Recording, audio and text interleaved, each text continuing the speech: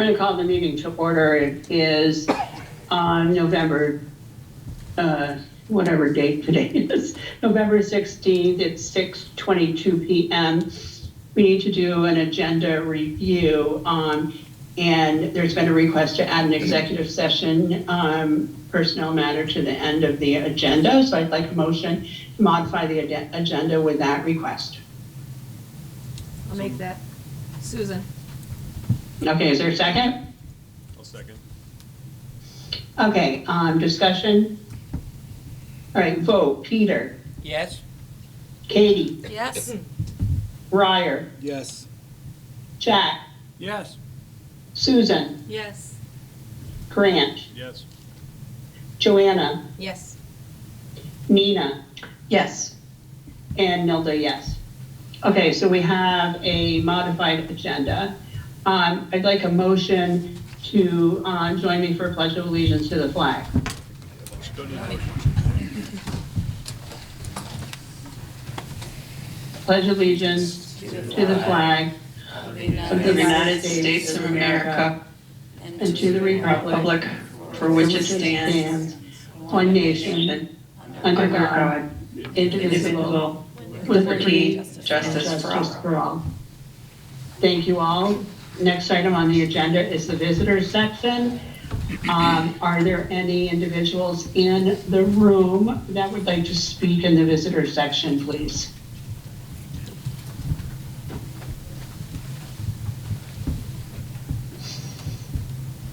Are there any folks waiting on the Zoom link that wish to speak?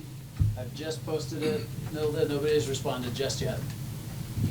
Okay, we'll give it another minute. It looks like Amanda Giroux said she would.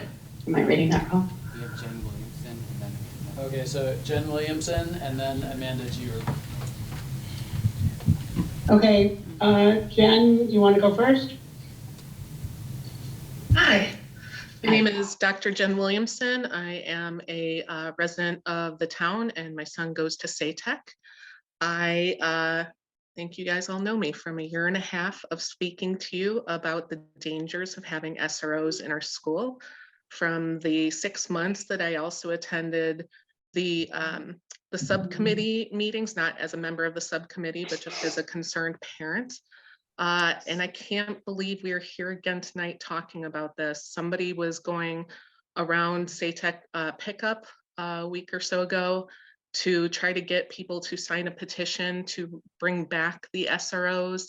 There are numerous posts on social media that there are petitions at pretty much every convenience store in town to try to bring back SROs.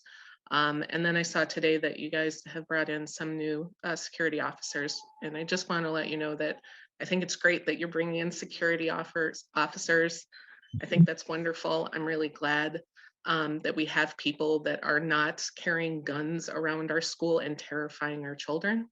I'm really glad that you're looking out for their safety, and I'm really glad that, you know, when the board listened to the facts and the data and the research and all of the work that the subcommittee did to bring that information to you, that you listened and you heard how damaging having SROs in our schools is. And I'm frankly just completely disappointed that anybody who did not attend any of those discussions, who did not participate while this was all going on, is now trying to reverse that decision. Yeah, that's the end. Thank you. Thank you. And the other person is, please state your name. It was Amanda Giroux. Hi, this is Amanda. Hi, this is Ashley Dupree. No, hi Ashley, okay. I just want to speak up on behalf of being pro SRO. I have a nephew who attended SATEC who has autism and loved our SRO. I have a child at SATEC who has had great relationships with the SROs. And I think you are only hearing one opinion of having an SRO or somebody of that nature within the school. And I think that you need to hear both sides, that not every community member is afraid of police officers. Thank And you. I think that they do serve a great role within the school, and it's not, their role is not there to make children scared. If you actually saw their interaction with the students within the school, you would feel very differently. Thank you. Thank you. Hi, I wasn't sure if you wanted us to just start speaking or if you were going to call names. I think Amanda Giroux and I'm Lauren Dees Erickson. We both have public comments as well. Okay, you're welcome to go ahead. Okay. Whoever was next. My name is Lauren Dees Erickson, and I just have a quick statement. I was just going to say I wanted to thank the school board for their thoughtful review of the outcomes of the SRO study committee that put in the work to look at not only both sides, but evidence related to the SRO issue. And I am so happy and appreciative that the school board made a decision based on facts, not anecdotal evidence or anecdotal comments. They made a decision on facts. So thank you so much. I really appreciate that. Have a good night. Thank you. Next.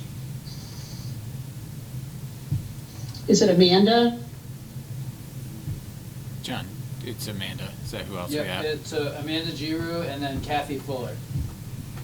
Thank you. Go ahead, Amanda.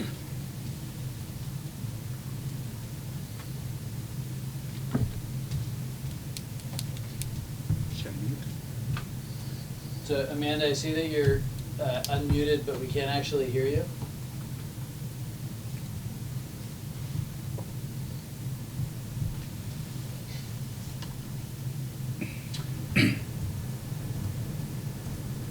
Amanda, we'll come back to check with you. If you could see if you can figure out the audio situation. I'm sorry that we just can't hear. I see you're unmuted. But in the meantime, Kathy, do you want to go? Sure. Hi, my name is Kathleen Fuller, and I was on the study committee that looked at the SRO issue back in the winter and spring of 2021. We had, I want to say there were about 16, 17 people on this committee. We looked at this for more than 6 months. We poured over countless data. We had people from all over the community from varying perspectives that really dove deep into the history of the SRO program, looked at data, and came to the decision that, or came to the recommendation, which we proposed to the school board and they accepted it and voted on, is that we would no longer have an SRO program and we would have a liaison program that would have safety officers who would be primarily on site to provide safety measures, to provide security, to advise on different safety and security measures, and be there to de-escalate situations, and that we wouldn't, and they would also be a liaison with the police department if law enforcement presence was actually needed at any of the schools. So multiple sides were looked at. There was a lot of thoughtful discussion, and there was deep study of the data. And it's really frustrating to think of all the people who put in all those hours of research, who discussed this so much. We reached out to the community and sought feedback. There were multiple surveys that went out to students, to faculty and staff, to community members. And so the research was done, and it's very frustrating to see that there is now an effort to basically erase all of that work and disregard all of that work and kind of go back to the drawing board and reconsider this again. So I just wanted to speak on I can't speak on behalf of all the members of the committee, but just from my perspective of having been there and given up many hours to this effort. It's I appreciate the decision that the school board made and their recognition of all the time and the effort that went into what we looked at on the study committee. So thank you so much for giving me an Thank opportunity you. to speak. Thank you. Amanda, have you gotten your sound working? Can you hear me? Yes. I'm on the phone. My Zoom is acting Okay. up. Yeah, Okay. that was me in the pickup line with the petitions. Just want to say I don't think that I'm not here to debate it. I'm just here to say that I don't think the community was informed as well as it should have been about the matter. The community got the survey, and the findings of what I found were that we should keep the SRO program with some modifications. Instead, that outcome was disregarded, and I think it was in the midst of a pandemic. Other worries were on people's minds. Kids were in and out of school. I just think something needs to be done, and not just in BFA, in the elementary schools as well, because they have nothing. I mean, it's good for BFA that they have added more people, but there's nothing for the elementary school kids. And it should be on the ballot for the community members to vote on, is what I think, if you want to hear everyone's voices. Not a committee made up of like-minded people that some aren't open-minded and then come back with the facts of their either own personal beliefs or I don't know, if the board was pushed into making the decision. That's it. Thank you. Any other folks wish to speak? Nobody else has their name in the chat, Nilda.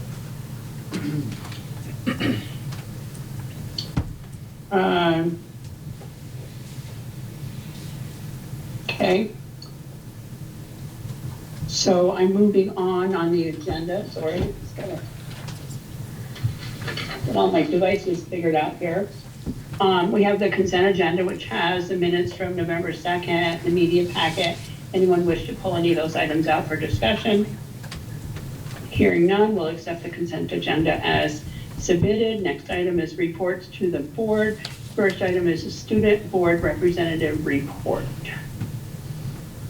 Is there someone here for that? Yes, me and Maura are here.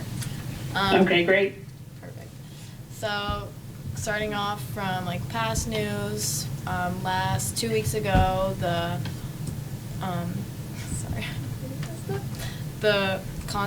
fall concert started. So we like to congratulate all the students that did the fall concert, as well as say what a great job they did at the veterans speech that took part on Friday, which was also very successful. It was very cool as a student to see the entire BFA walk out on Main Street and to be able to listen to all the amazing speeches, as well as to see Bernie Sanders. Some exciting news that he loved talking to the BFA students so much that he would like to come to BFA on Friday to sort of have a Q&A City Hall with the students, which is also very exciting to be able to go and talk to them and give the students the opportunity to hear that. We had our fall ball last Friday as well, which was very nice for students to be able to go and have that available after not having some for COVID and not having a homecoming. So that was very nice and very successful. Lots of people came. We also are starting school shadows for school choice. Yesterday, 8th graders from Georgia came and shadowed the school, which was really cool to see.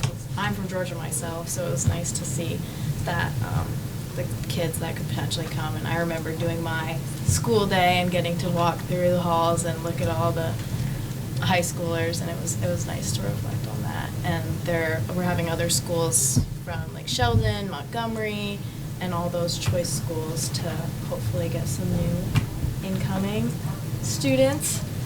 The other thing that I touched on last time was the listening sessions. We are wrapping up on those, and I had the privilege of attending most of them for the students in different student groups, and seeing how they differed between different perspectives was really, I think, is very beneficial to me, at least, to see, you know, some similarities between all the students, and, you know, what they're really need, not need necessarily, but what their thoughts were and how they differ and how they also are similar.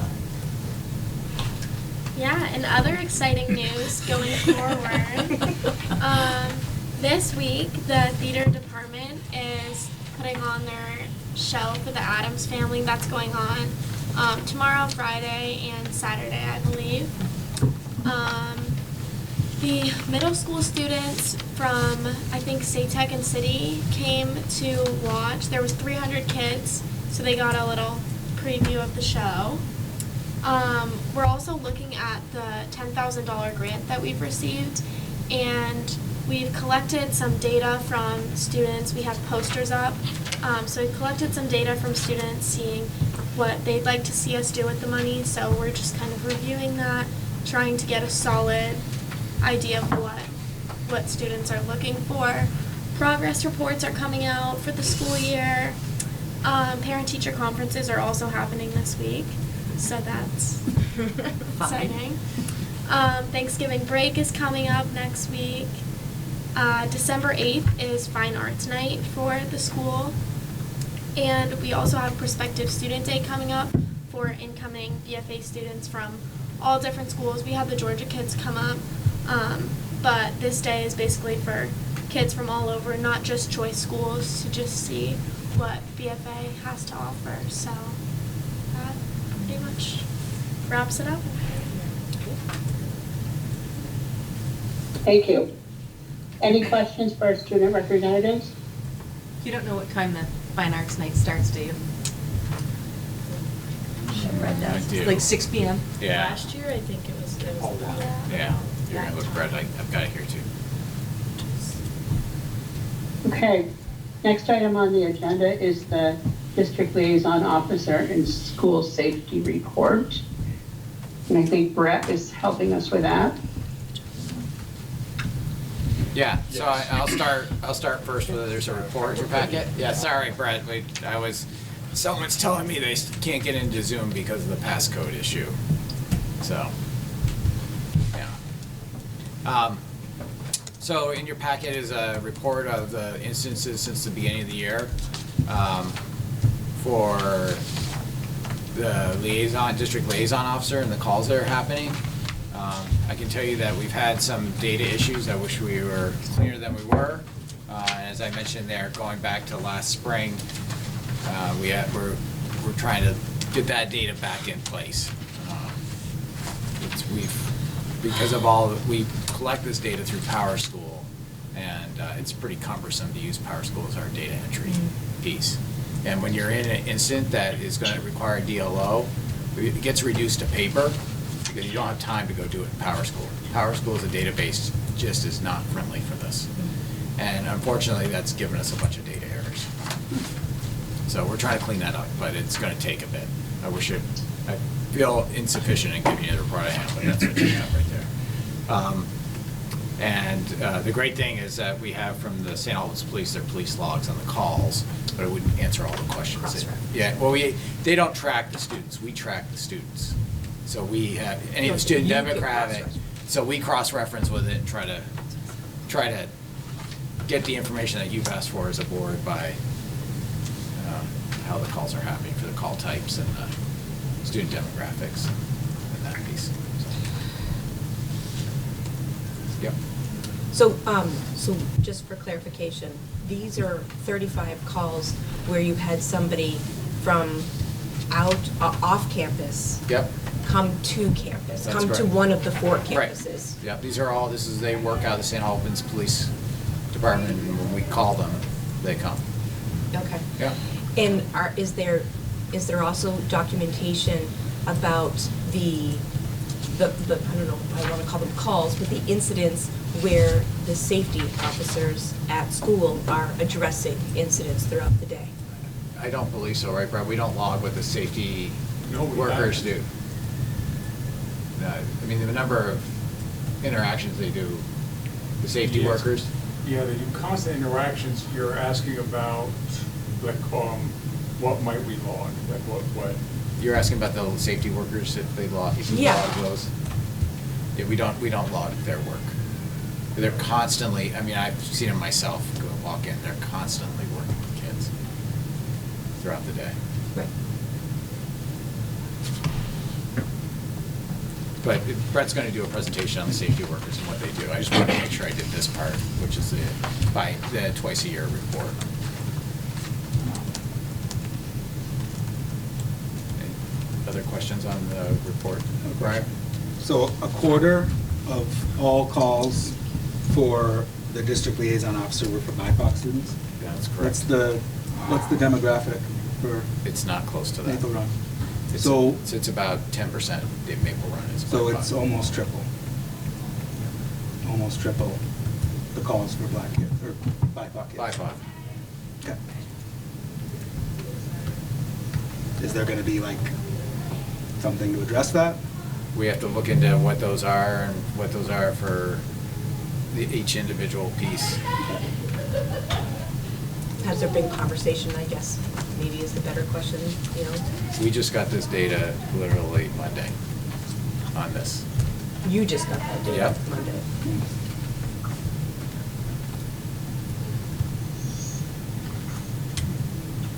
So yes. Any other questions for So maybe administration? the question is it of concern to the leadership team? It's concern to me when I saw it. Okay.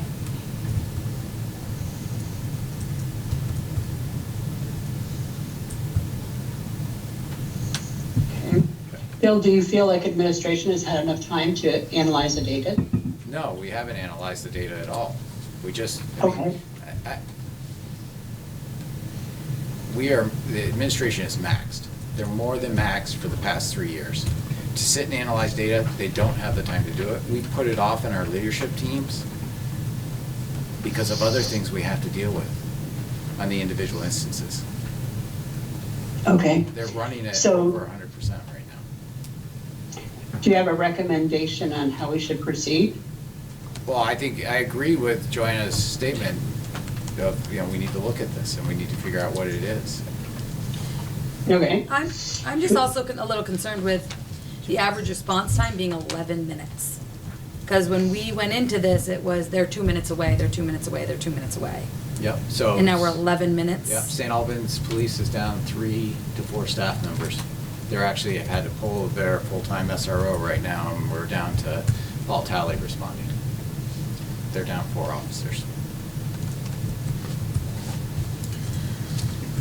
So should we put this on the agenda for next month and have further discussion? Or is that too soon? When we're talking about safety, Nilda, I don't think there's such a thing as too soon. Okay, so let's move it. I want administration to have the opportunity to look at the data and speak responsibly toward it, and I feel like they might not have that opportunity yet. So let's put it on the agenda for the next meeting, and we'll ask you guys to do a evaluation of the data to the best of your ability at this point in time. Is that reasonable for the board? To the board? Yep. Thank you. Okay, we're going to continue on our agenda. So the last item on the reports to the board that I have is literacy. And Hold on, you need to nail that. Brett, Yes. Brett still needs to talk about safety workers. Oh, okay, I was wondering where Brett was fitting in here, but my apologies. Brett, please go ahead. I'm not sure where I fit in.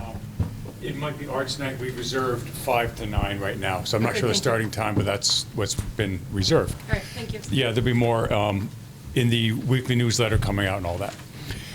So the safety workers have proven to be an integral link, I think, between the issues that we've had in the past and to a more positive start this year. Specifically, thanks to their work, we've been able to have school and positive community engagement improved. So we've been able to separate out attendance and security by making sure that the attendance clerk, who was formerly situated right near the entranceway, had a private area that was the dean of students, who's been moved to the main office. So we always have one of the safety workers at the front desk in order to be buzzed in. Many actual benefits with that. We've been able to greet anyone that comes into the school. We've also asked for IDs for all people. Most people have been appreciative of that.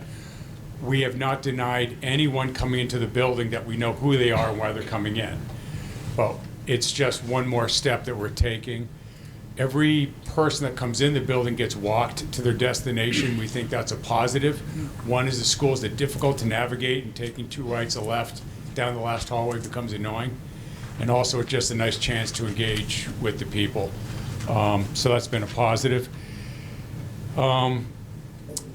They've also, so while one always is at the desk, we've been able to have 2 circulate, and a lot of it is presence. So being able to be in an area has been very proactive, I think, with stopping some negativity, able to check the exits on a regular basis, bathrooms, areas of concern, small things, helping student with lockers, helping students get to class, you can read what that means, and just making sure that life, I think, overall is better surveyed and more positive.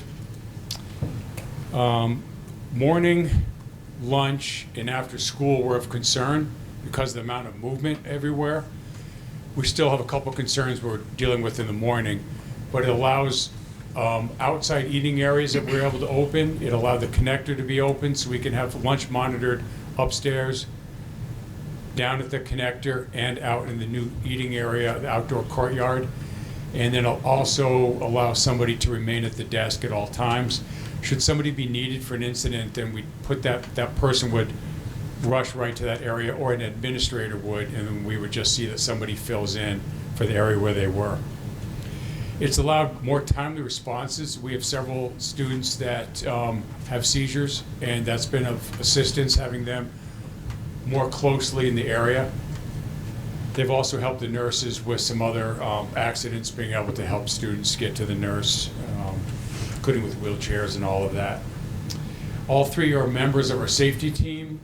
We have revamped our risk assessment team based upon the state model and state training, of which one of our safety workers has been trained in that, so he's taken us through a positive team assessment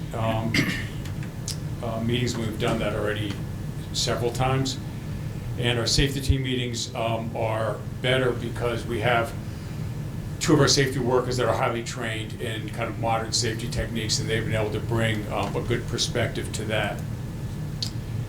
And I believe, and many of us believe, that they've created some positive relationships with the students. I think that's improved the climate.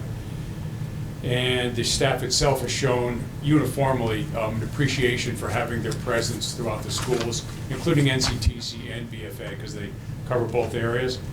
On a lesser note, safety worker Dennis Ward helped get the $10,000 for the Student Voice Committee.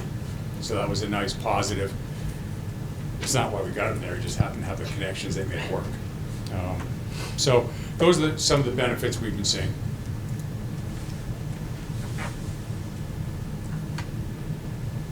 So you said that there's 3 safety workers that are employed now at BFA?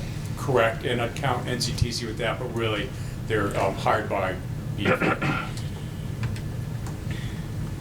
So you've spoken kind of in terms of improvement, right? So how things have been changing. What's the base case that you're kind of comparing back to? Is it back to the time when we were no safety worker, no SRO, all the way back to when there were SRO present? Like, what's the framework there? Yeah, well, we'll start with attendance, because even though you'd say why would you hire, safety workers attendants? We saw the flaws, and the flaw was pretty substantial, having that one desk. While data's never great when you're starting a new system, I will say that on-time attendance is greatly improved, and that's because we're also dedicating a person to more private conversations, meeting behind the closed desk. We're also dedicating more administrative time. That's part of it. In terms of pure data, a lot of it would be anecdotal of improvement in the hallway. I can see numbers, although again, if you said, do we have the data to show how many are wandering in the hallway versus it's clear. It's just harder to kind of quantify, if that helps. But go ahead, Well, I was just wondering, so we have a current state, right, that is the safety workers, and then we had a previous state without them, right? And I'm wondering what, we're saying the current state is better. Can you characterize the previous state? Like, what are we actually comparing to? Is it the time frame when, we had, I think there was a time when we had an SRO in the school doing some of that function and maybe some other support. There was probably a time when we had no SRO because we had ended that program and had not yet implemented safety.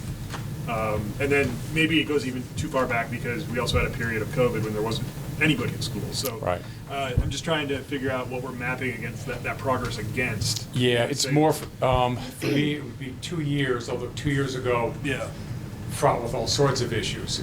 Last year, many other issues that no school adequately anticipated. I've not gone back pre-COVID with that. This, unfortunately, not my experience. I just don't have it there. Can I give you a little support, Brett? We looked at attendance, Jen. That was probably about a month ago. We pulled attendance records, but we know our attendance data from last year has lots of flaws in the data. Okay. We have, as you're hearing tonight, we have data issues and we have data system issues throughout our system.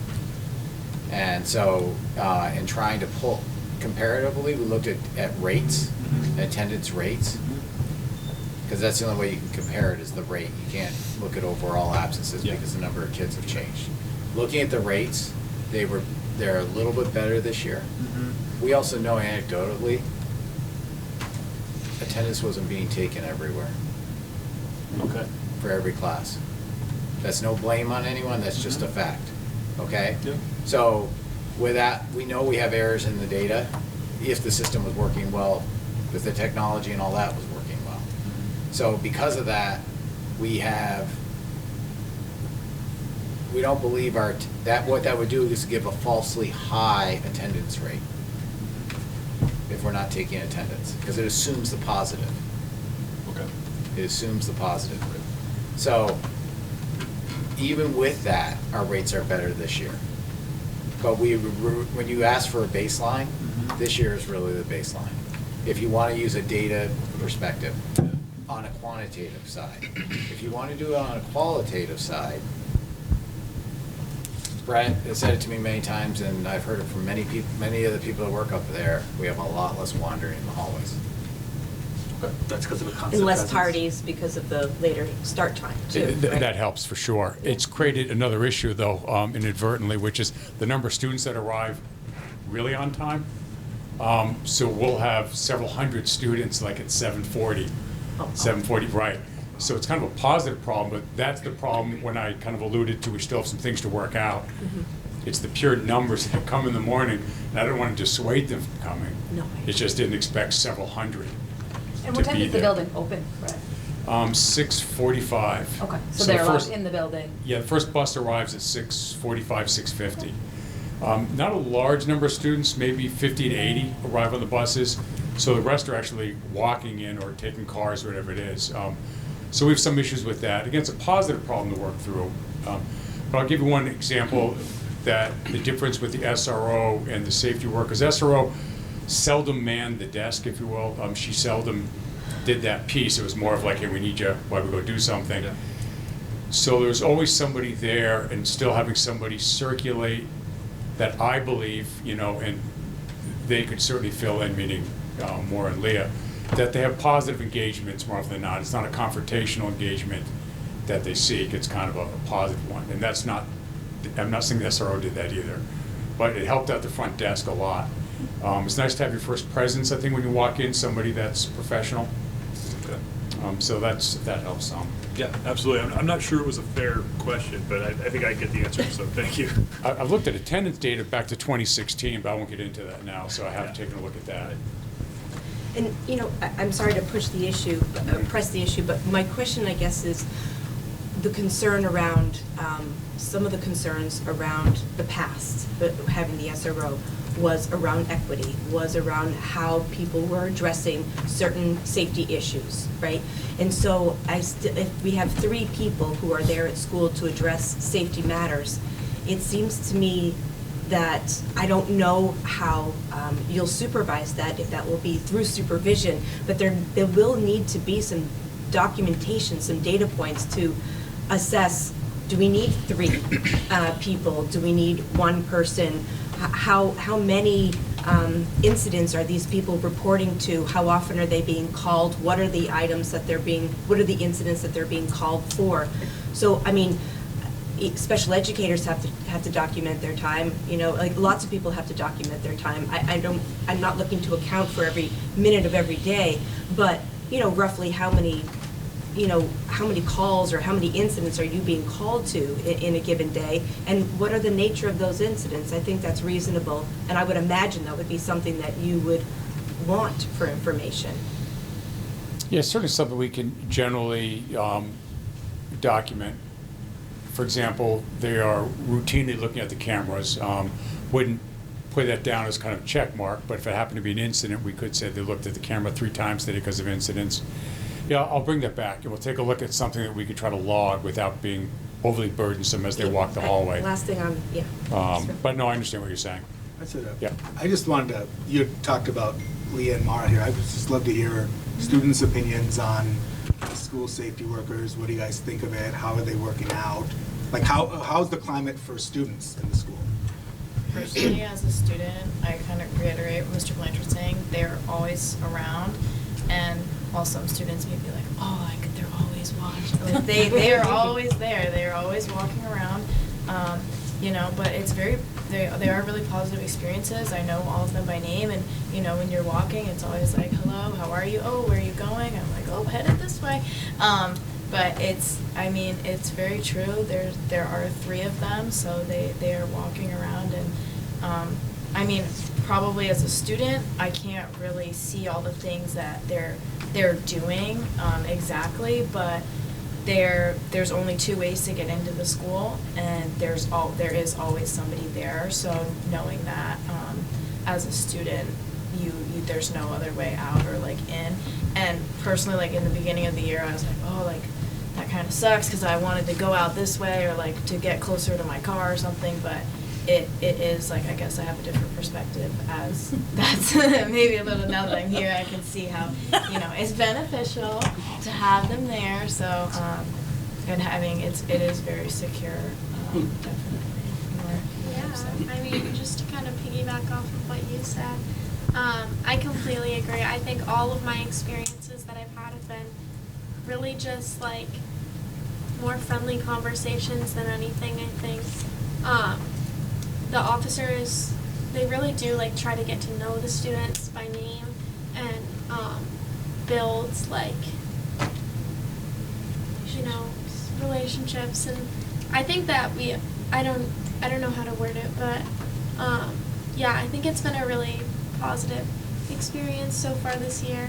And I mean, that's definitely a true point. Like sometimes when I'm like, want to walk out the door and I see my car and I'm like, forgot like my binder or whatever in the car, and I'm like, but if I check in and I'm just like, hey, I can see my car, like you can watch me go out, or I'll come back in.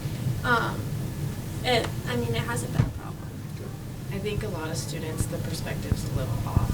If I like a little bit more like, oh, they're always there, but I think it's positive because they always are there. Do you feel like in like the safety in your school, like for instance, like fights, things like that, do you feel like a constant presence helps, as Mr. Blanchard said, helps kind of prevent that? There's always, in my perspective or my experience, having a safety officer in the lunchroom. If there was a said fight, I think there was one far back ago, but it was like immediately taken care of. So, Thank you. yes. Appreciate it. Great. It's something else. Thank you. Something else I left off. They've helped at events and games, so it's nice to get better to know the students. I think it's a better way to manage issues. The school dances. So question Thank for you. Brett. I think, when we heard about SROs, one of the things that we heard was that there were students, and, maybe not even many, but certainly some, students that were apprehensive of the interactions with SROs. Do you see that, even in a small population of students, any apprehension around interactions with safety, with the safety staff? I haven't registered any fear. Yeah. Nobody has spoken to me of concern with, I think what you're indicating, like this intimidation or fear. Yeah, I think so. Not that I know of, but they may not come talk to me. Right. I don't think it was highly visible with SROs either. Right. So I wouldn't necessarily. That's true. Like they didn't say that about the SRO to me either. So I didn't. But then again, okay. They may not walk right in my office and say I feel intimidated. Yeah. Right. But I haven't heard it. Okay. So that's good. Okay. Thank you. Anything else for Brett? Okay, let's move on down the agenda. We've got quite a bit of stuff to cover still. Item 6C is literacy. Bill and company. It's actually John. John's going to be up for that. John and company. Yes, and I'm just going to project, so give me 1 second to pull this up. Jen, can you and I share that microphone?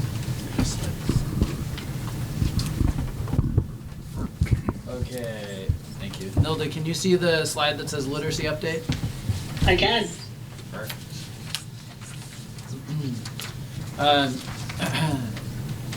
So it's exciting to come and talk about academic issues at the board, which is great. Although I wish that we weren't starting with headlines in the news about a national crisis in literacy and math. And so this is actually why it makes sense to talk about literacy as the first topic. People are probably familiar with headlines like this from the National Scorecard or the National Report Card on Education, NEAP, whatever the newspapers are calling it. It's that national assessment that measures academic performance across all states. And we have seen nationally and here in Vermont and here in Maple Run a pretty dramatic decline in student achievement in literacy and math, partially related to the pandemic.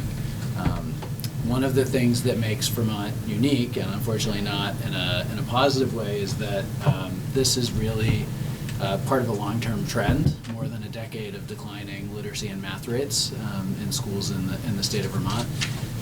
And this does make us unique because most other states are moving in, or have been moving in the other direction before the pandemic, and nationally the data had been moving in the other direction as well. It's funny, I did a little bit of a roadshow today and visited all of our schools to share some of these key points and have conversations about literacy and math. And it's interesting to hear the different perspectives about why our graph might look like this as compared to other states. Some of the questions were like, where is the iPhone introduction on this graph, right? We had some great conversations, and the reality is that this is a multifaceted, very complex societal issue. It is very easy to feel like this might just be a school issue, but it is significantly bigger than that. And there's been lots of research and studies that point to the community piece, especially when as it relates to literacy. And so one of the norms that we had today in all of the meetings in the buildings was an agreement to suspend judgment and to not assign blame. And we did that because I spoke from my experience as a high school and a middle school person. High school staff members love to blame the issues with incoming students on the sending schools. And in our pre-K 8 schools, we see grade level to grade level discussions about like, well, why are kids having this and not that, and there's lots of finger pointing that can happen. And then the reverse is also true. Colleges point the fingers at school systems, and then employers point the fingers at colleges and say that graduates are not prepared for the workforce. And I reminded Bill that he actually did that the other day in a board meeting. So it was a good norm that allowed for some rich conversation, and I'd encourage all of us to kind of adopt that mantra as we talk about this here, because I can tell you, I knew this previously, but it was affirmed today. All of our staff members care really deeply about kids, and they want to help. And data that we have and the data that we see from all our Vermont schools is not because educators are not working hard. And that actually brings me to a key point to consider when you look at this graph. And it is actually a little bit of a politically charged one, so I apologize in advance. But when you look at different states and where the graphs start to diverge, it's around the same period that we began to decline. And there's lots of studies that are ongoing now about why some states pointed down kind of dramatically and why other states saw achievement rise. And a lot of the preliminary data and indicators point to the difference between states that adopted the science of reading and states that either allowed or promoted whole language, and in particular Lucy Calkins' Reader-Writer Workshop as an approach to literacy instruction. And I can say that that program in particular is everywhere in Vermont, including in our schools here at Maple Run. And you may remember earlier this school year, right, one of our summer meetings, the one at Collins Pearly, we voted, or you voted, to approve the purchase of a new literacy program that was based on the science of reading for us as a district, and the implementation of that has begun. I'll tell you more about that in a minute. So there are some key pieces here. I love to quote Dan French, the Secretary of Education, when I can, and so he's got a nice quote here about how this is a long-term trend for us. And the key takeaway in terms of data is that nationally, and in our state, and in Maple Run, about a third of kids are reading on grade level. And there's some nuances to that data point. You can be considered reading on grade level even if you are a year behind grade level. So what that really means is that more than 2/3 of students in any given Maple Run classroom or any Vermont or national classroom are not at grade level expectations for reading and literacy. And I say reading and literacy because they are actually, we use them interchangeably. If you're not a literacy teacher, or if you're not an early childhood teacher where literacy is a main focus, you might switch them interchangeably. I am guilty of that myself, and I have to learn not to do that. But literacy is actually reading, writing, speaking, and listening, whereas reading is reading. So where we really are now, and I'll talk a little bit more about some of the nuances of the data, but there is this is a challenge for us to rise to, and there's a real call to action here in Maple Run, and which is really what I can speak to in depth, but across the state, to prevent a generation of poor and non-readers in our communities. And there is a reason, because the math data is also not great for the country or for us as a state or for Maple Run. But the reason that we're starting with literacy is because it is the most fundamental building block of learning. It feels common sense when we talk about it that literacy would be the most essential building block. There's lots of studies that talk about the importance of literacy in other content areas as well. But it's important to know that without the basics of reading, you can't actually access that literacy in other content areas. And at the end of the presentation, there's some links to some studies that kind of discuss that at length if you want to bone up on the literacy versus other content area discussions, but it's pretty interesting. And also about your sense of self. Yes. It is true.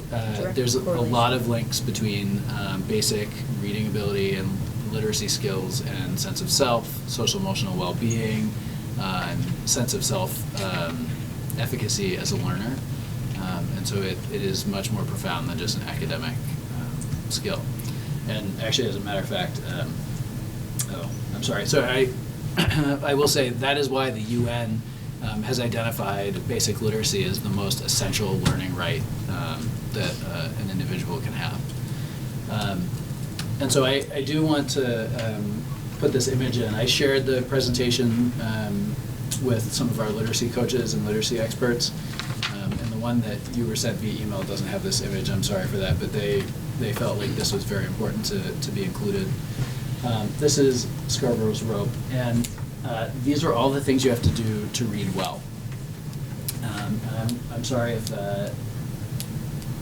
it's not big print, but the top part, the red pieces, are the language comprehension pieces.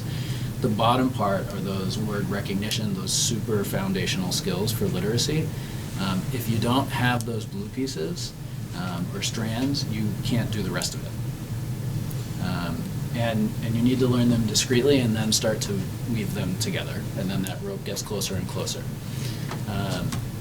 The other thing that I think that is really, well, I mean, the simple view of reading is my favorite because my experience is more as a social studies and a math teacher, and this is a multiplication problem.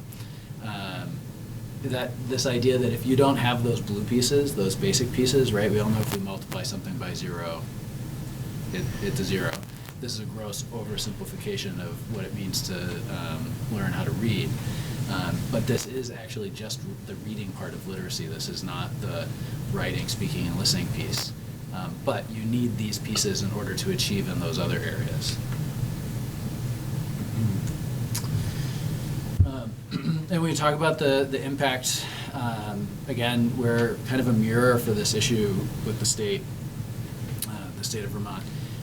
The impact of this decline in literacy rates and literacy in general, these rates go lower the lower the grade level that you are looking at, is most acutely felt K to 3.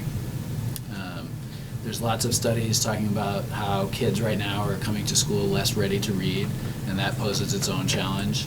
The kids in grades K to 3 have really only known a COVID-disrupted learning environment. And so there are a lot of challenges here. The reason that this age group in particular is so high stakes is because as kids are entering 3rd grade and leaving 3rd grade, those neural pathways that connect the language centers of the brain actually begin to harden. And that doesn't mean that kids can't learn to read after that. It just means that if they don't have those essential decoding pieces and those essential literacy skills, that it becomes much harder for them to learn how to read, and the amount of time it takes is much longer. The standard rule of thumb with literacy intervention is that after 1st grade, the amount of time it takes to intervene to remediate a reading deficiency doubles every year, which is pretty significant.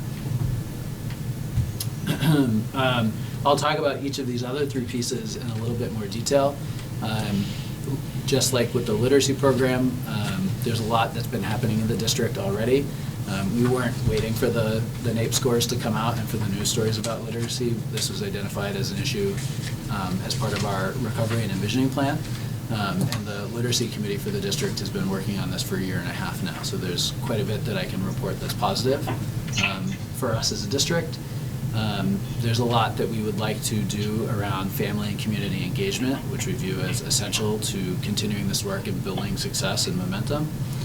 And this last piece, again, this is a really complex societal issue. It would be really great, actually, if we could look at that line graph and say, oh, it's just because of like the wrong program in the state, but it's actually much bigger than that, right? I would ask about the screening. I know that you said that there's been screening done in all the schools. Are we using the same screening tools in all of the different schools? Yes. And are you concerned at all with some of the screeners? Previously, yes. So we had a real lack of reliable and valid assessment tools in the district, which is again actually a Vermont issue, right? The screening, the Yes. quote-unquote screeners or benchmark systems that are very popular in our state are usually not allowed in public education in other states. And so F&P as an assessment tool is the perfect example of that. Yep. Massachusetts right now is actually paying school districts to stop using it. And it is. And what about Star 360? I mean, I've just heard lots of varying outcomes with it. So I'm just wondering, does that play a role in any of the data? So it's not in the data that we're looking at or talking about right now, which is great. So we have multiple years now of Lexia Rapid assessment data. And so Lexia Rapid is a reliable and valid assessment tool. There's a few that are out there. It was selected here because students were already using the Lexia program. Students and teachers were using Core 5 and Power Up as a supplemental instructional tool. It is also very unfortunate that almost right after we bought it, Lexia announced that they were discontinuing the product. But the good news is many of these reliable tools, including Lexia Rapid, are actually built off of a different screener, which you may be familiar with, called DIBELS, which is generally the kind of gold standard in terms of, or definitely early literacy, but all kind of literacy screeners. And many of the big names actually are just built off of DIBELS, which is published for free by the University of Oregon. And so our data set is still useful when we switch to a new screener, so long as we stay in the DIBELS family, which the literacy committee has already identified they'd like to do. So that's actually one of the pieces that we're doing here. So since fall 2021, across the districts, we've been administering a valid assessment, a reliable and valid assessment. We have the adoption of a new program, pre-K to 8, the Amplified program that the board has approved. We have been doing other curriculum work as well, similar to the examples I showed you 2 weeks ago from the envisioning update to align curriculum across the district. And then there's been an incredible amount of professional learning related to literacy. Much of it related to the adoption of this program, but other learning as well related to the science of reading, and then especially intervention programs like the Wilson Reading System for us to use across our schools. The other piece that is absolutely critical here is the use of instructional coaches in literacy. So we have literacy instructional coaches in all of our pre-K buildings, and then our instructional coach at BFA, who you met recently, Polly Rico, is actually a literacy expert by training, and so that bleeds over as well. And I also just want to point out, this is a lot of work about literacy, or related to literacy. There is so much else that is playing into student achievement, and there is work related to that going on. And so this is a partial list of things that we consider supportive work. Restorative practices, social emotional learning, universal lunch, or universal meals for students. And then similar to the conversation last week, the work we're doing to make learning more engaging and accessible for all students, like universal design for learning and summer programming. So. And then there are a couple opportunities that we need to continue to really push on this year and beyond. The first is that continued focus on what we call first instruction or universal instruction. So that's the learning that's happening in all classrooms across the district, because with the numbers that we're talking about, we couldn't even hire enough interventionists to intervention us out of a situation like this. So this really calls for classroom teachers coming together and focusing on that instruction that kids are getting in the classroom and supplementing it with intervention. We are looking at ways to better align our intervention programs across the districts and the district and our schools, and new tools that might be valuable to fill niches that we're seeing in terms of student need.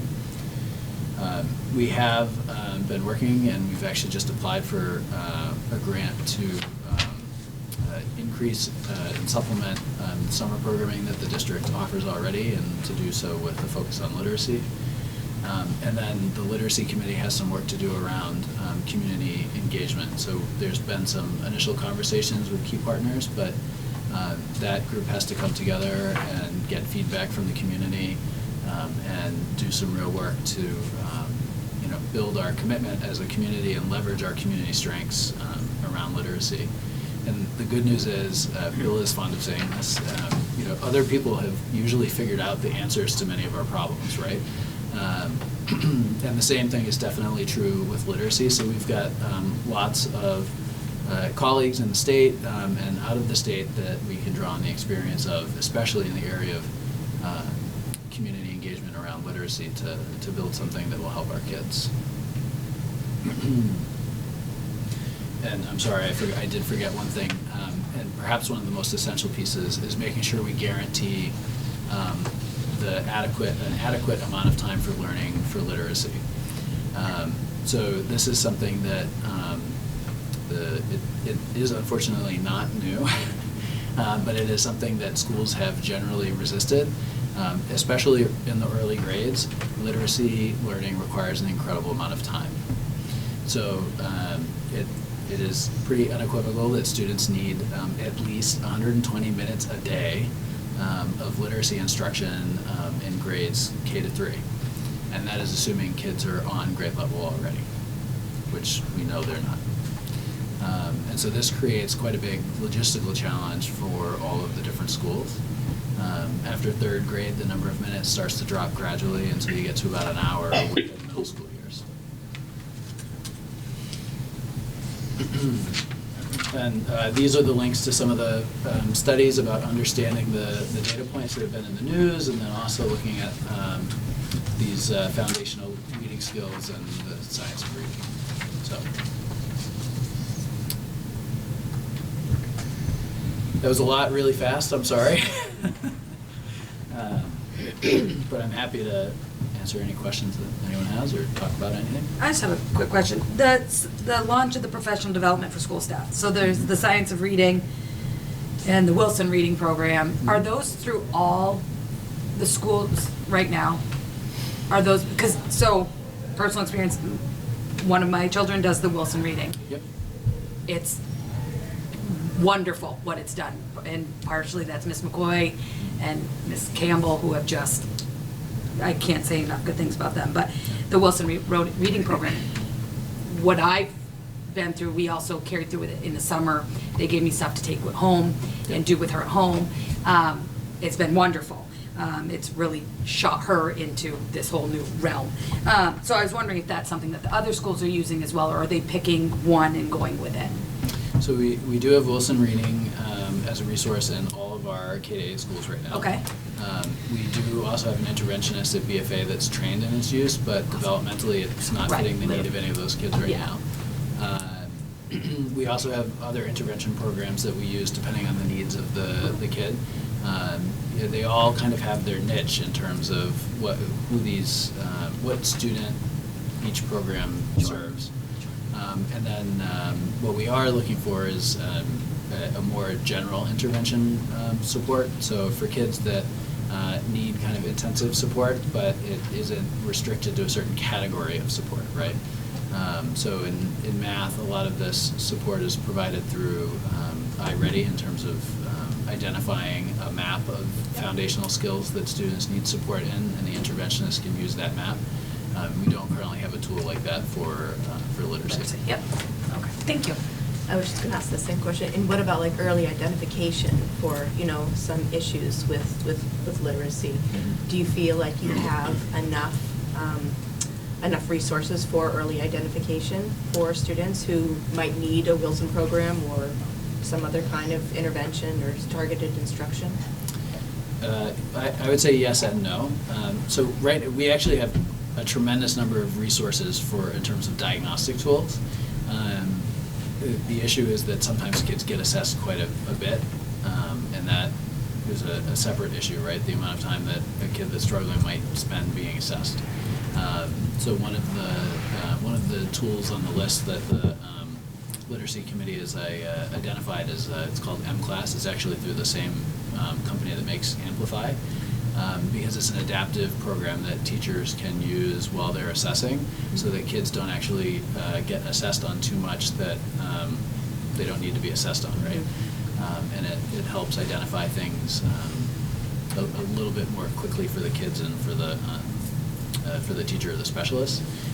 It also has universal screening for language-based learning disabilities, and that is not to diagnose, but to indicate kids that might be at risk for things like dyslexia, so that they can get additional support. But that's just one example. Yeah. I just want to say, Thank so you. I came back from, I came here from parent-teacher conference, and they're doing Amplify now, right? And my son, it's just like heads and tails better. He just loves it. He's like in class. He like comes home and they were learning about Greek gods in like 2nd grade, and I was like, oh my gosh, it's so cool. And he's like coming home and telling me all these things about like, this is where the marathon came from. This is where, and it's just, so I just want to say, I think it's, at least for my son, and I guess I can't speak for everyone, but I have to see there's a huge difference in terms of just how it approaches kids, and I'm super impressed with it. So I'm hoping it makes a difference. Thank you. Just one other thing, sorry. I know that they got the, what is it, not a PA system, but what's the systems in the room that help amplify the teacher speaking? They wear the... Oh, yep, for some of our classrooms, they have the... No. Like it is an amplifier. I can't remember the brand name of it, but it amplifies the teachers. Right. So they did end up getting one in my twins' classroom, actually, and the teachers were saying how amazing it was, and how the kids were. It was just a more crisp. The PA system. Yep. It was just a more crisp sound that kids seemed to be able to pick up the words easier, and they were able to kind of be more engaged when the teacher was speaking, or when they were reading, or whatnot. And I have talked to my daughter's team, and they were saying that they were definitely working on hopefully getting them for each classroom. I think they were saying that they noticed a difference. They originally were hoping they got it for my daughter, but they said that like all the kids became more engaged. Is that something that could make a difference in something as simple as that, in helping with that kind of stuff? Yeah, so one of the things that we have found, and that a lot has been written about, is that these kind of assistive tools are actually usually brought into a classroom for a particular student or a small group of students, but they benefit all kids. And so as we've gone through this adoption, we've been working with the instructional coaches in each building to identify those things that are really clicking and making things work better. And then we'll be looking at how we can roll those out across the district. And I would definitely say talk to SATEC, because they've had some real success with the few that they have, but they're hoping to get them in every class was their hope. So I don't know, maybe speaking to them would be beneficial. Okay, thank you. Thank you, John. Thanks, John. Thank you. Nilda, can I just add one thing here at the end, which is, for me personally, this is the #1 equity issue for Maple Run. We can talk about a lot of different issues. I would wager a lot of my professional career on that our behavior issues are because kids are having troubles learning. Absolutely. So I know the board wants to hold our feet, and I've encouraged you to a lot of things. If you hold us to anything, hold us to literacy. Even before some of the other issues we even talked about tonight. Literacy, I will tell you from my own personal experience, I still can't get phonics. I barely graduated high school because of it. That rope, which I can never remember the name of, which I should be able to, but it's another one of those words that just won't stick in my head, and that's one of my problems, is without phonics, I have to memorize everything. I luckily have a very good memory, but I can't sound anything out. And the problems and issues that gave for me, and I grew up in the 70s, which was the heart of the whole language time.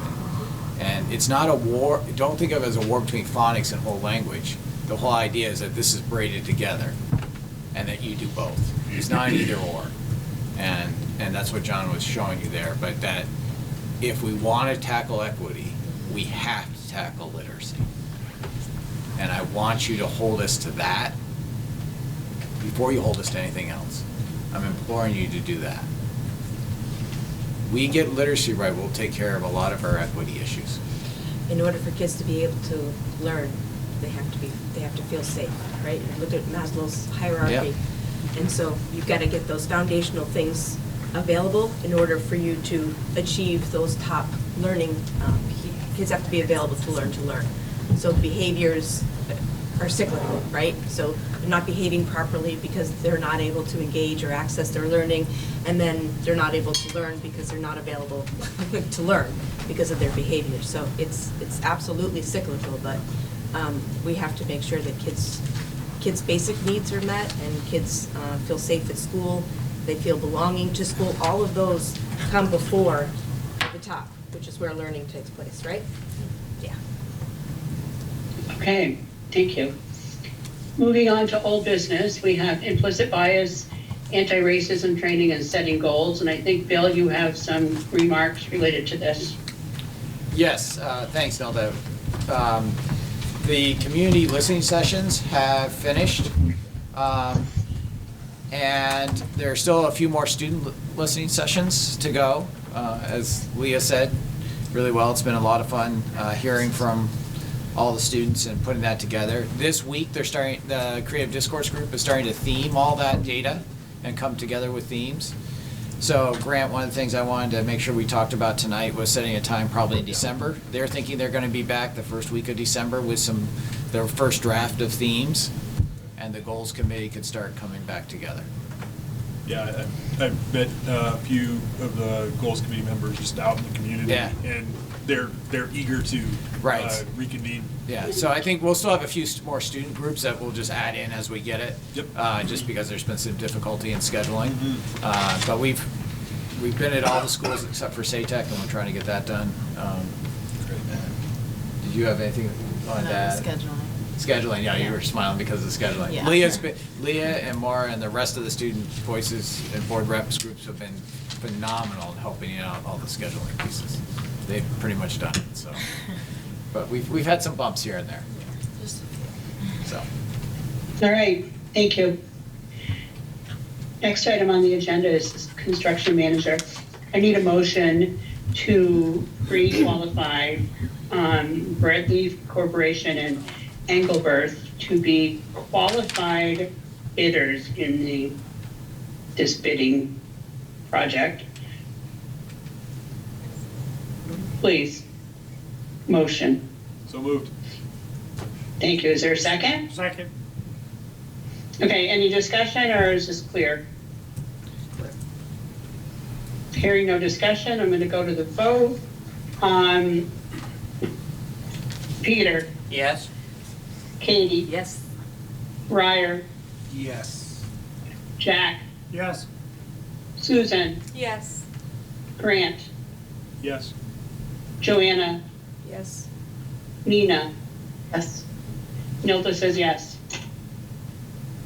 Next item on the agenda is the calendar of events to the board. I think we had looked at last meeting as a first draft, and Bill was looking for any input related to any request, comments, or changes, or title changes, or whatever that we had. He has heard nothing so far. I'm just giving the board one more opportunity to make any commentary. At this point, you can make it directly to Bill, and he'll share it with us when the time comes. Next item on the agenda is new business. I'm going to turn the meeting over to Nina for the new business section. Thank you. Thanks, Nelda. First, I want to apologize for not being there last meeting. I wasn't planning to do that and not being there tonight, so I do apologize for that.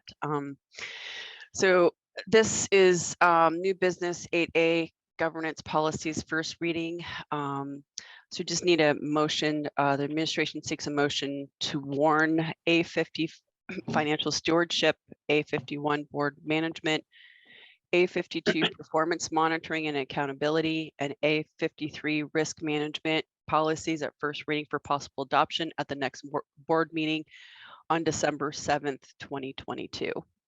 Can I have a motion, please? I'll make that motion. Thank you. Can I have a second? Second. Thank you. And any discussion or questions? If not, I wanted to just kind of reiterate or just kind of take a step back and, for these policies and how we came about them. That would be great. Okay. All right. I know there's a letter in there as well, attachment AA. I'm just going to read the first paragraph. I mean, you guys can pretty much read, but this is more for records. So this past winter, the board established a committee to review different governance structures. And as you may recall from our April 6, 2022 meeting, we recommended we use the results of base government systems.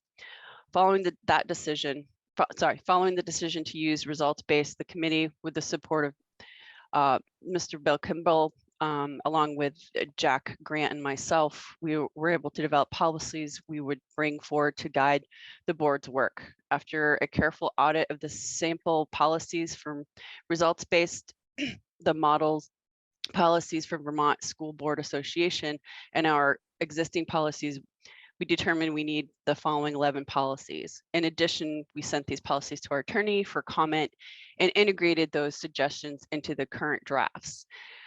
And then just with you see a list, and that was part of this letter. We're going to just kind of phase it just so it's not so overwhelming. It gives people a chance to kind of digest them a little bit. And if there's any questions or comments, please bring them forward.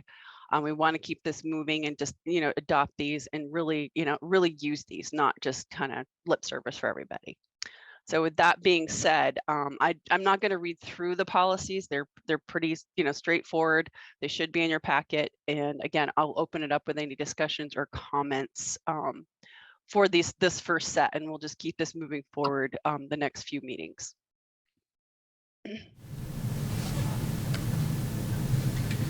Any questions, comments, concerns?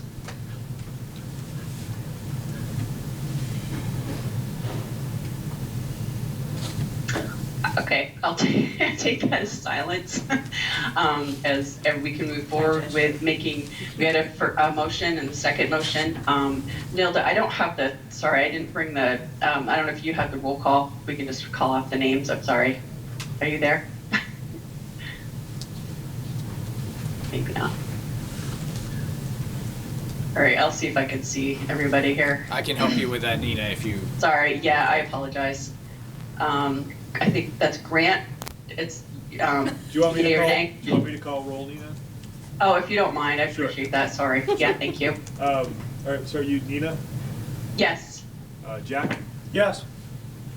Katie? Yes. Peter? Yes. Susan? Yes. Joanna? Yes. Briar? Yes.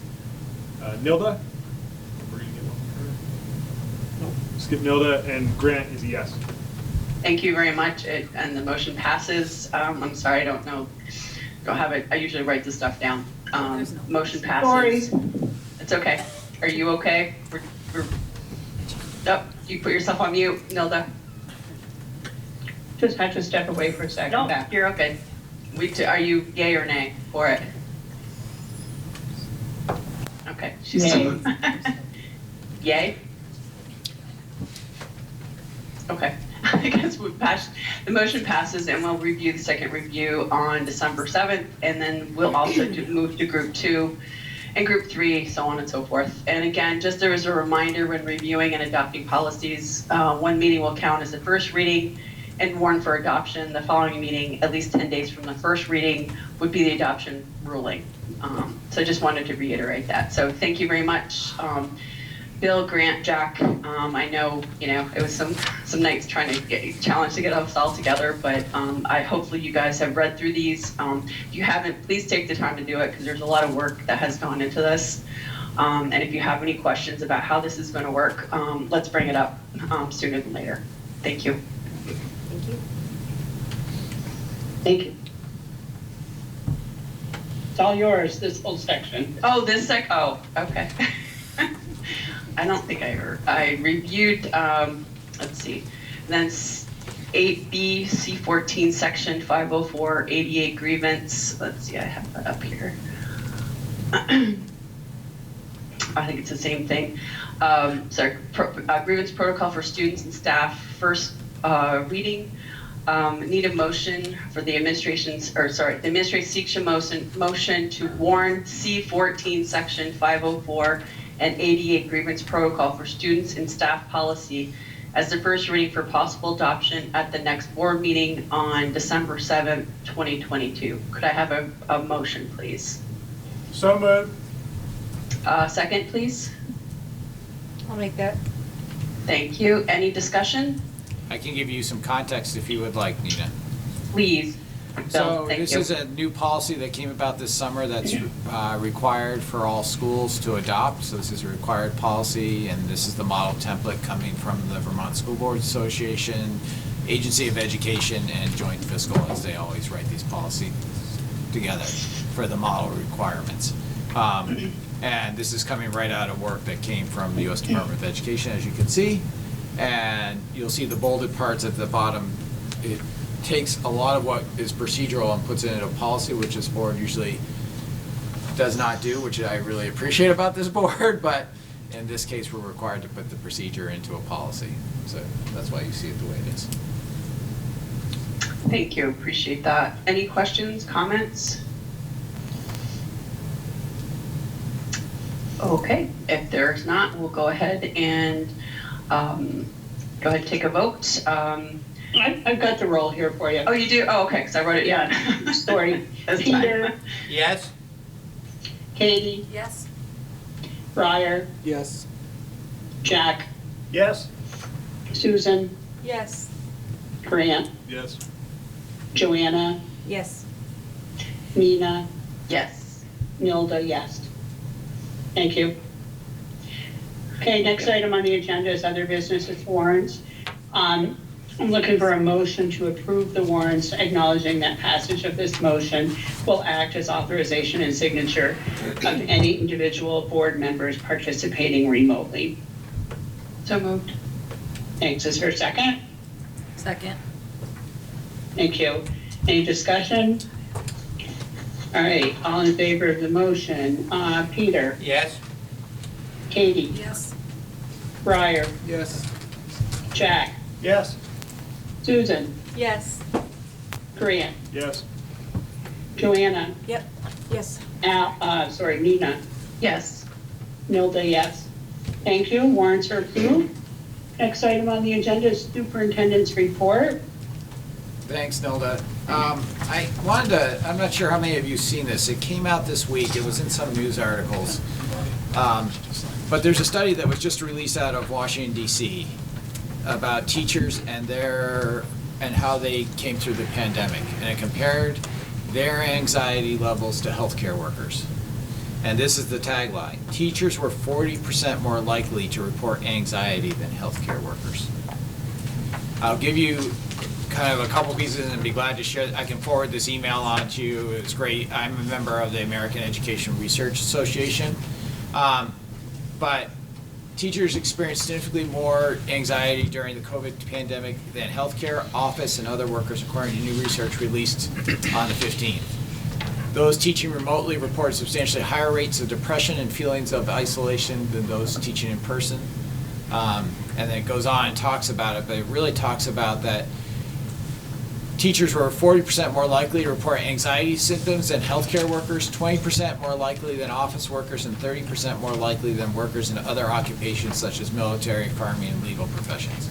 Among teachers, those who taught remotely were 60% more likely to report feelings of isolation than their in-person peers. This is the point that got me, this next one, to really kind of stop me in my reading. Female teachers were 70% more likely to experience anxiety than male teachers.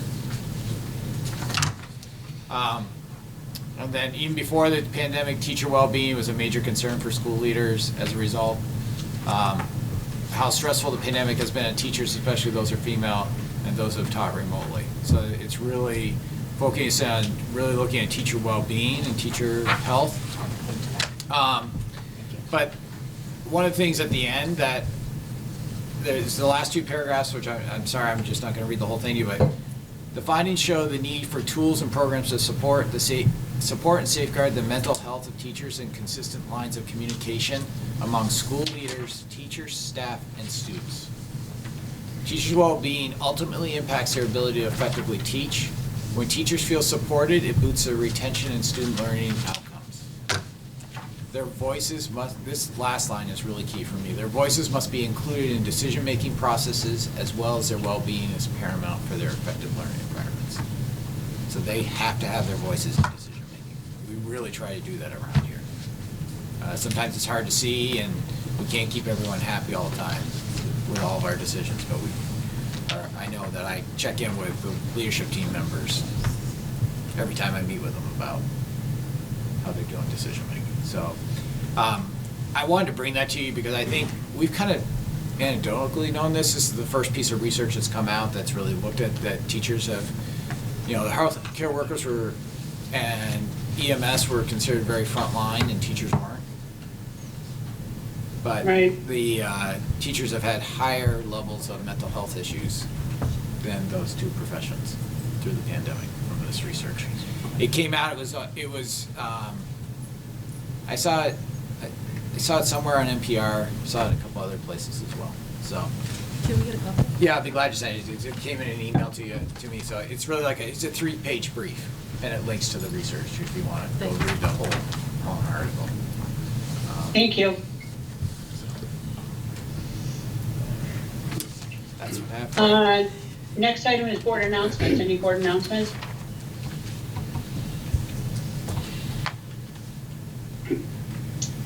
Okay, next item is agenda for future items. We've got a couple things on there. So we have on the agenda potential executive session for personnel matter. Somewhere along the line that happened without me knowing it, between when you guys went from the central office to the city school. So I just wanted to know, are we prepared to have this discussion? Are we comfortable having it at city school, which is not where we usually conduct our executive session meetings, because it's a pretty big school and has a lot of traffic. I'm just posing the question, is there an alternative plan that we could get into? So right now, Nilda, I'm bringing up my computer. I just got into the meeting.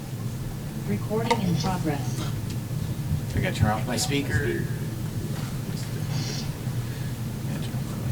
Okay. So I have an app I could be. Can we jump in a classroom? Professional library upstairs. You have to go there. Do you have it on your agenda? Well, you added it at the revisions, didn't you? We added. Right. We had potential. But it wasn't on. It was not on a previous agenda. It happened based on findings at the meeting. Yeah. So I can. Do you know if anyone's in one of these rooms right here? Well, you could, but I just hit you all upstairs at the professional library. It's all set up for you to have a meeting. You can close the doors and it's private. Okay. You just have to bring your laptop up there. Yeah, we can do that. So if you want to throw me into throw Nilda and Nina into you'll have to take a motion to do that, Nilda. So what did you just decide to do? We can go we have a place to go. Okay, if you want to do an executive session. Okay, well, I think that we need a motion to go into executive session for a personnel matter. And then once we get that motion in place, we can go into executive session and figure out what we're going to do. I'll make the motion to go into executive session. Thank you.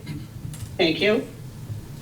All right, I need a roll vote here. Peter? Yes. Katie? Yes. Briar? Yes. Jack? Yes. Susan? Yes. Grant? Yes.